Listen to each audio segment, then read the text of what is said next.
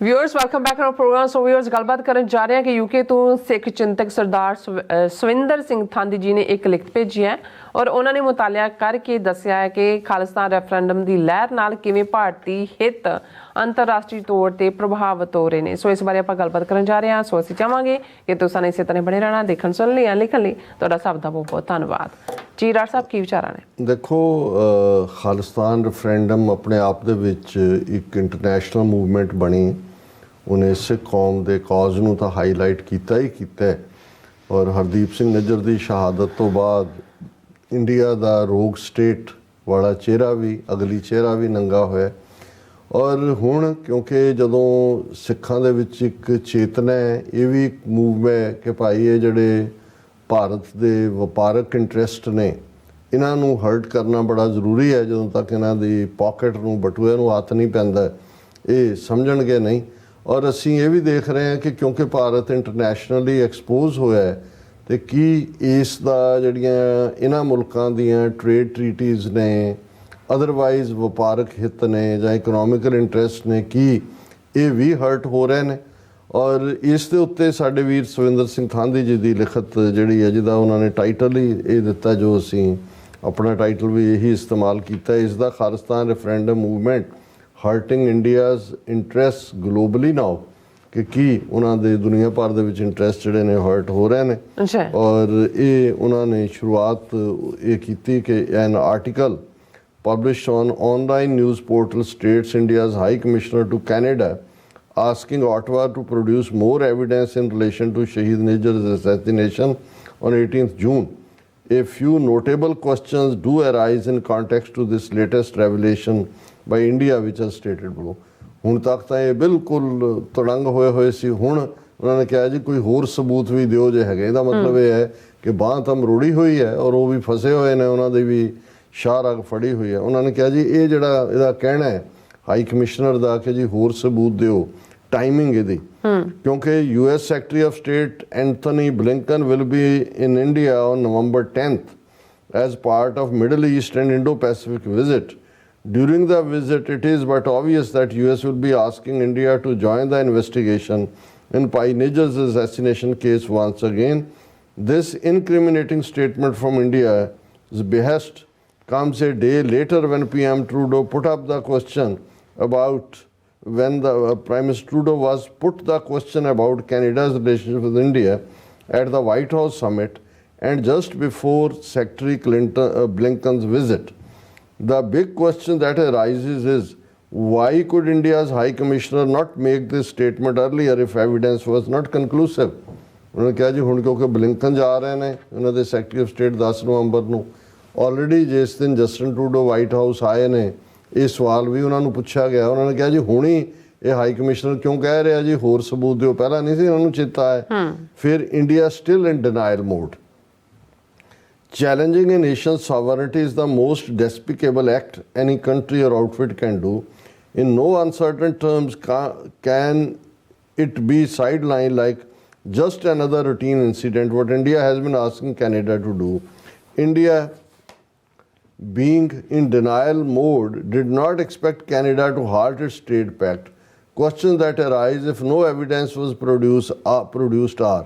ਉਹਨਾਂ ਨੇ ਕਿਹਾ ਕਿ ਜੀ ਇਹ ਜਿੱਥੇ ਕੈਨੇਡਾ ਨੇ ਟਰੇਡ ਪੈਕਟ ਤਾਂ ਹਰਟ ਕਰਤਾ, ਇੰਟਰਸਟ ਤਾਂ ਹਰਟ ਹੋਣਾ ਸ਼ੁਰੂ ਹੋਇਆ। ਉਹਨਾਂ ਨੇ ਕਿਹਾ ਪਰ ਹੁਣ ਜਦੋਂ ਇਹ ਸਬੂਤਾਂ ਦੀ ਗੱਲ ਕਰ ਰਹੇ ਨੇ, ਪਹਿਲਾਂ ਉਹਨਾਂ ਨੇ why has India been pressuring Canada to drop the investigation into this assassination by halting visas and crying foul over diplomatic security.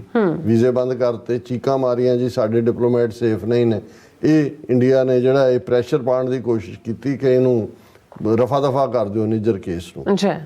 Why has India been asking Canada to put an end to Khalistan Referendum movement if there is no evidence linking Shaheed Nijar's assassination as the root cause for this heinous crime? कि भी तुसी ये क्यों कह रहे हो कि भी ये बंद करो खालिस्तान रेफरेंडम मूवमेंट, और एक पासे तुसी जिहड़ा है वो ये ਉਹਦੇ क्राइम निकलिया ही ਉਹਦਾ मर्डर ਇਸ ਲਈ क्योंकि हरदीप सिंह निज्जर खालिस्तान रेफरेंडम ਦਾ ਝੰਡਾ ਬਰਦਾਰ ਸੀ।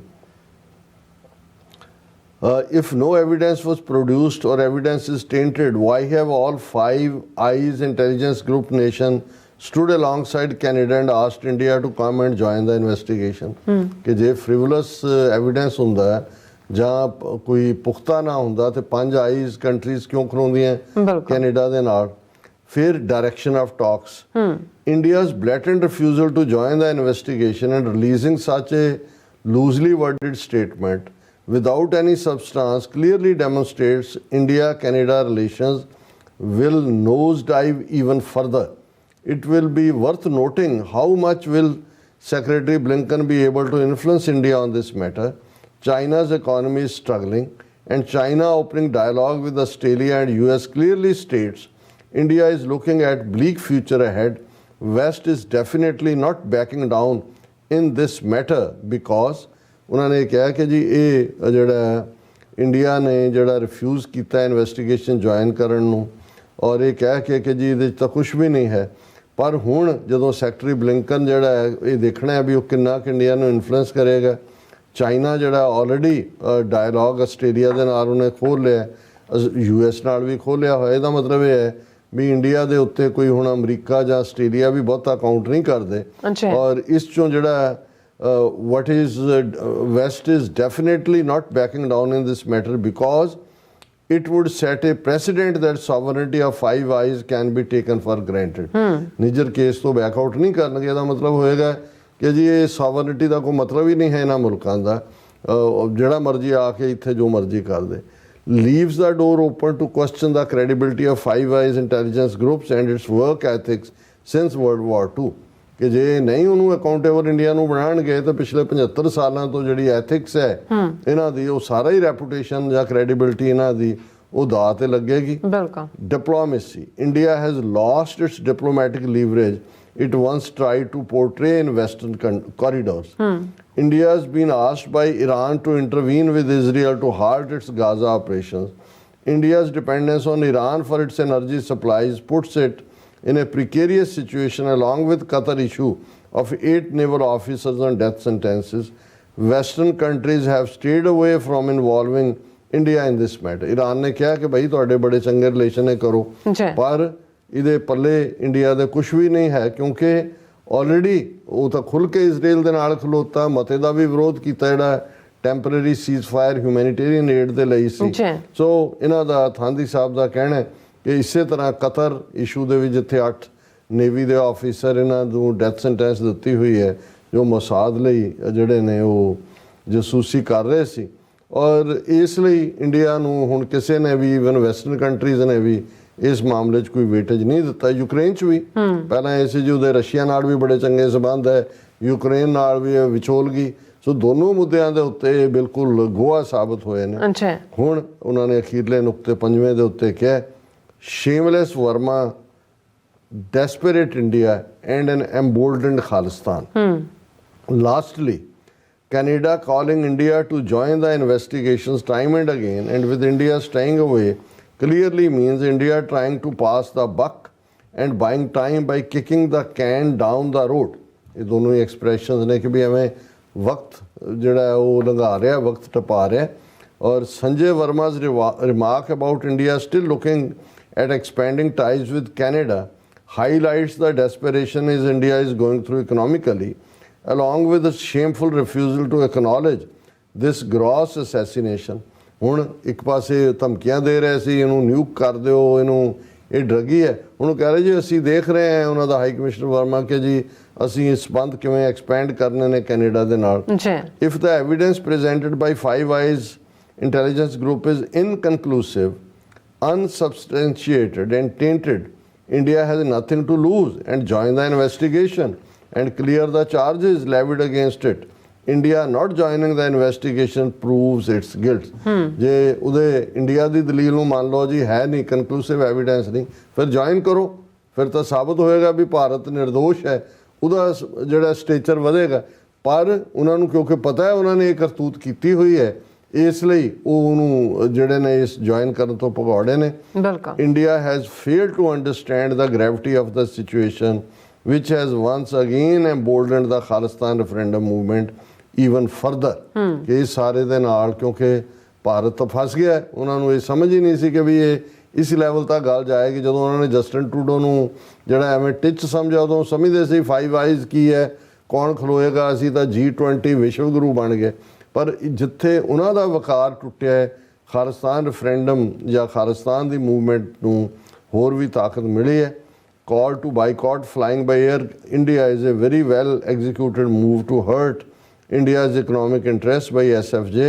In the coming weeks, products and services in Western democracies using Indian call centers to provide customer service, customer support need to be targeted in a similar manner. One major reason for that is India failing to stop a data breach of 81.5 crore individuals who are issued Aadhaar cards.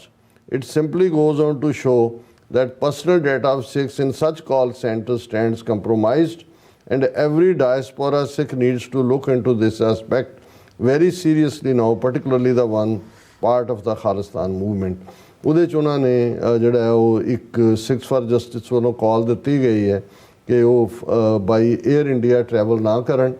ਔਰ economical boycott ਦੀ ਗੱਲ ਸੀ, ਪਰ statement ਕੁਛ ਇਸ ਕਿਸਮ ਦੇ ਨਾਲ distort ਕੀਤੀ Indians ਨੇ ਕਿ ਉਹ ਈਵਨ ਕੈਨੇਡੀਅਨ ਮੀਡੀਆ ਦੂਜਾ ਕਹਿ ਰਿਹਾ ਜੀ, ਉਹਨਾਂ ਨੇ ਧਮਕੀ ਦੇ ਦਿੱਤੀ ਹੈ ਕਿ ਜੀ ਅਸੀਂ ਜਹਾਜ਼ ਉਡਾ ਦੇਵਾਂਗੇ ਜਾਂ ਦੂਜਾ। ਸੋ ਇਕਨੋਮਿਕਲ ਬਾਈਕਾਟ ਦੀ ਗੱਲ ਤਾਂ ਅਸੀਂ ਵੀ ਇਸ ਪਲੇਟਫਾਰਮ ਤੋਂ ਕਰਦੇ ਹਾਂ ਕਿ ਭਾਈ ਘੱਟੋ ਘੱਟ ਇਹ ਤਾਂ ਵੱਡੇ ਪੈਮਾਨੇ ਦੀਆਂ ਗੱਲਾਂ ਨੇ। ਈਵਨ ਘੱਟੋ ਘੱਟ ਇਹਨਾਂ ਦੇ ਦੁਕਾਨਦਾਰਾਂ ਬਾਣੀਆਂ ਤੋਂ ਨਾ ਖਰੀਦੋ, ਪਾਕਿਸਤਾਨੀ ਬੰਗਲਾਦੇਸ਼ੀ ਆਪਣਿਆਂ ਕੋਲੋਂ ਲੈ ਲਓ, ਗੋਰਿਆਂ ਤੋਂ ਲੈ ਲਓ। ਘੱਟੋ ਘੱਟ ਇਹੀ ਜੋ ਇੱਥੋਂ ਅਸੀਂ ਇਹਨਾਂ ਨੂੰ ਬਿਜ਼ਨਸ ਦਿੰਦੇ ਹਾਂ, ਇਹੀ ਜਾ ਕੇ ਬਜਰੰਗ ਦਲ ਔਰ ਸ਼ਿਵ ਸੈਨਾ ਔਰ RSS ਔਰ ਉਹਨਾਂ ਦੇ ਜਿਹੜੇ ਨੇ ਕੌਫਰ ਉਹ ਭਰਦੇ ਨੇ।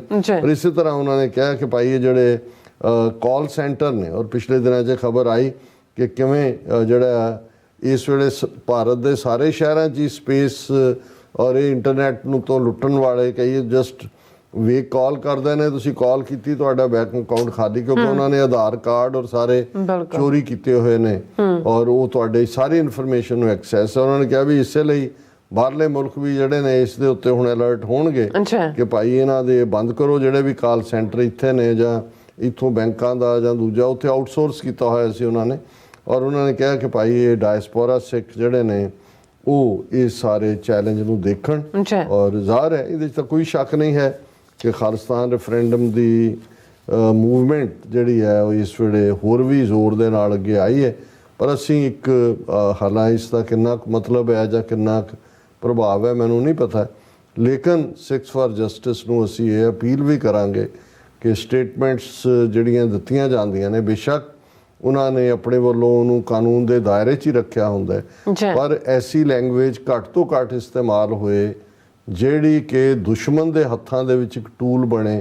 ਔਰ ਉਹ ਆਲਰੇਡੀ, ਕਿਉਂਕਿ ਜੇ 에ਅਰ ਇੰਡੀਆ ਦੇ ਬਾਈਕਾਟ ਦੀ ਗੱਲ ਹੋਈ ਹੈ ਤੇ ਉਹਨੂੰ ਉਹਨਾਂ ਨੇ ਆਲਰੇਡੀ ਉਹਦੇ ਨਾਲ ਜੋੜ ਕੇ ਕਨਿਸ਼ਕਾ ਨਾਲ ਔਰ ਦੂਜਾ ਐਂ ਪ੍ਰੈਜ਼ੈਂਟ ਕੀਤਾ ਜਿਵੇਂ ਕਿ ਕੋਈ ਉਸ ਦਾ ਨੁਕਸਾਨ ਕਰਨ ਦੀ ਧਮਕੀ ਦਿੱਤੀ ਹੋਏ। ਸੋ ਅਸੀਂ ਕੋਈ ਬਹੁਤਾ ਮੈਟਰ ਤਾਂ ਨਹੀਂ ਕਰਦੇ ਉਹਨਾਂ ਦੇ ਲਈ, ਕਿਉਂਕਿ ਉਹਨਾਂ ਦਾ ਇੱਕ ਆਪਣਾ ਕੰਮ ਕਰਨ ਦਾ ਢੰਗ ਹੈ, ਲੇਕਿਨ ਫਿਰ ਵੀ ਇੱਕ ਸਪੋਰਟਰ ਹੋਣ ਦੇ ਨਾਤੇ, ਕਿਉਂਕਿ ਅਸੀਂ ਖਾਲਿਸਤਾਨ ਰੈਫਰੈਂਡਮ ਏਜੰਡੇ ਦੀ ਪੂਰੀ ਹਮਾਇਤ ਕਰਦੇ ਹਾਂ ਪਹਿਲੇ ਦਿਨ ਤੋਂ। ਬਿਲਕੁਲ ਇਹ ਨਹੀਂ ਕਿ ਕਿਸੇ ਨੇ ਕਿਹਾ ਜਾਂ ਕਿਸੇ ਨੂੰ ਜਿਹੜਾ ਅਸੀਂ ਖੁਸ਼ ਕਰਨਾ, ਅਸੀਂ ਸਮਝਦੇ ਹਾਂ ਕਿ ਵੀ ਇਹ ਹੱਕ ਹੈ ਸਿੱਖਾਂ ਦਾ, ਵੈਲ ਵਿਦਨ ਦਾ ਐਂਬਿਟ ਹੈ UN ਚਾਰਟਰ ਦੇ, ਵੈਲ ਵਿਦਨ ਦਾ ਐਂਬਿਟ ਹੈ ਇੰਟਰਨੈਸ਼ਨਲ ਲਾਅ ਦੇ।